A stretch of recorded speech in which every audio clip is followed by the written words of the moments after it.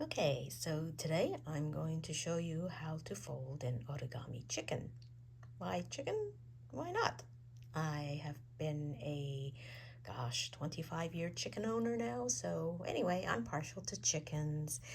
And so what you need is a square piece of paper, just any size will do. I happen to have this smallish square one, and that will work perfectly fine. If you don't have a square piece of paper, like this one here is, longer, more rectangular. You can see I already tried it once. What you need to do then is just fold across like this to make a triangle. And then when you cut off this edge that's sticking out, you will have a square just like the other one.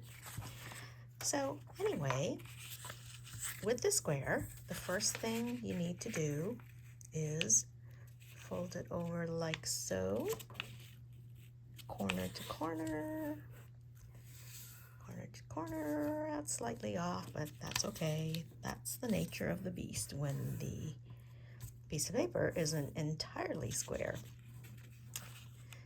Okay, and then you unfold it, and then you fold each edge toward the center, folded line like so. You press down. Really fancy origami people have what they call, I think it's called a boning.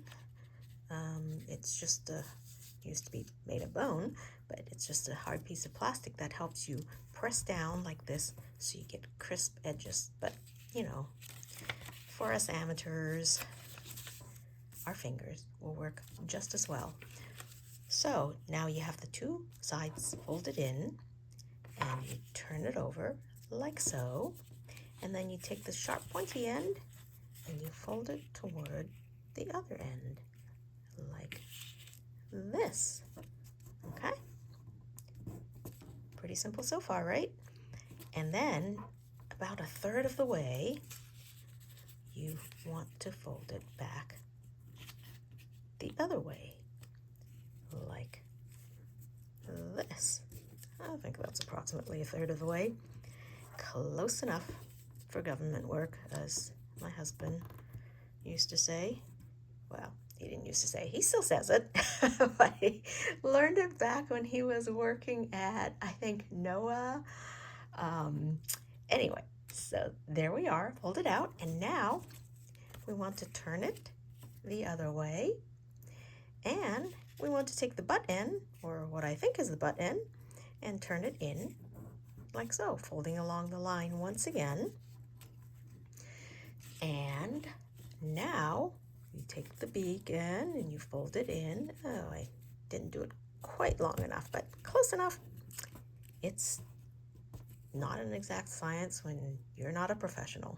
So you fold it in, fold the beak end toward the butt, and then you fold it back out like this. And now you can see it's really starting to look like a beak, right?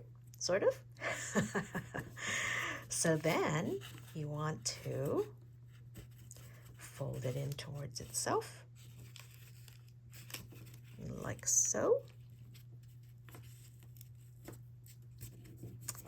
and flip it over if you need to. You might not need to. If you're left-handed, you might want to leave it the other way. And now you take this and you carefully push it up like that. See how it's already looking like a chicken? If you want, you can point the beak down a little bit. I happen to like the perky beak up pose.